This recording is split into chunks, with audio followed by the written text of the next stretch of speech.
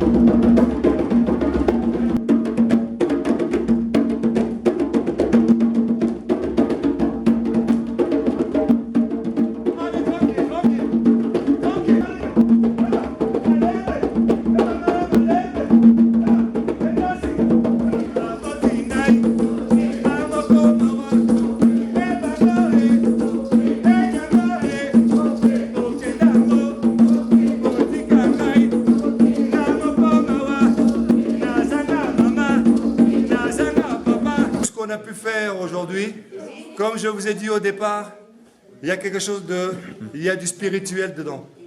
Il y a du spirituel parce que, comme je vous disais, je pense que la première des choses qu'il a dû créer, c'est le son, après c'est le mouvement. Et le mouvement, le son, on l'a eu aujourd'hui. Donc à travers cette danse qui nous a permis de pouvoir nous extérioriser et exprimer aussi quelque chose. Parce que lorsqu'on fait ces mouvements, lamentation, on va retrouver dans la Bible. Il y a plein de choses. Faisons-nous beaux. Donc, descendons, on jette, le temps. Donc, tout ce qu'on a pu faire comme mouvement, il y avait un sens. Le fameux tirer le filet, les pêcheurs. Donc, en tout cas, merci beaucoup. C'est une danse que je ne connaissais pas du tout et que je voulais apprendre cette danse. Ça me libère en même temps. Voilà, ça me libère en moi-même et d'avoir confiance en moi pour pouvoir m'exprimer dans cette danse. Voilà. Être bien dans mon corps, oui, en plus. Je n'ai pas été chercher dans le compliqué parce qu'on le sent directement le public, même s'il y en avait déjà quelques-unes qui ont fait un peu de la danse africaine. Puis au fur et à mesure, quand on commence à découvrir, vous avez vu de vous-même, ils étaient plus en confiance avec leur corps, parce qu'il y a la problématique du corps, de le faire bouger, et après il y a d'autres problématiques qui viennent s'inclure, parce qu'il y a la mémorisation, il y a la coordination des mouvements, il y a le calcul mental, la compréhension du son. Ces mouvements, c'est des mouvements qu'on va puiser dans les différentes danses africaines existantes. Oui, il y a des traditions. Oui, après ça dépend de chaque contrée, si c'est Afrique centrale, Afrique de l'Ouest ou Afrique du Sud. Donc, mais je vais puiser un peu partout. Le côté rationnel te rappelle et te dit, oh là, attention, parce que tu danses et puis il y a le regard des gens. Oui, il faut que ça veuille dire un peu quelque chose. Il faut que ça veuille dire quelque chose, sinon on va dire, regarde, celui-là il danse n'importe comment. Donc il y a la gestuelle, il y a l'expression, il y a aussi ce travail de la compréhension de ton corps. Parce que il faut que tu arrives à être en harmonie, en symbiose vraiment entre les...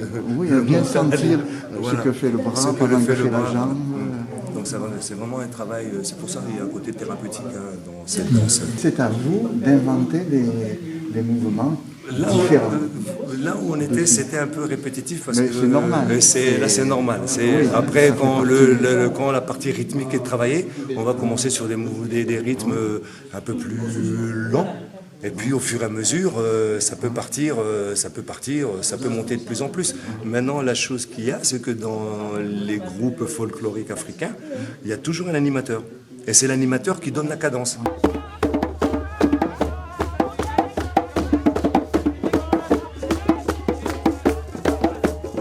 Je motive parce que pour pas que les danseurs perdent leur rythme.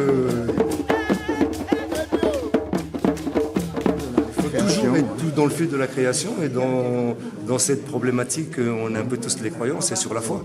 Donc à un moment donné, la foi elle monte et puis boum, elle descend. En danse, c'est exactement pareil. Donc à un moment donné, ça monte et puis tout d'un coup, tu comprends pas. Tu commences à relâcher et puis il faut pas sortir du truc. Et le problème qu'on a en danse, comme la foi, c'est exactement pareil. Hein.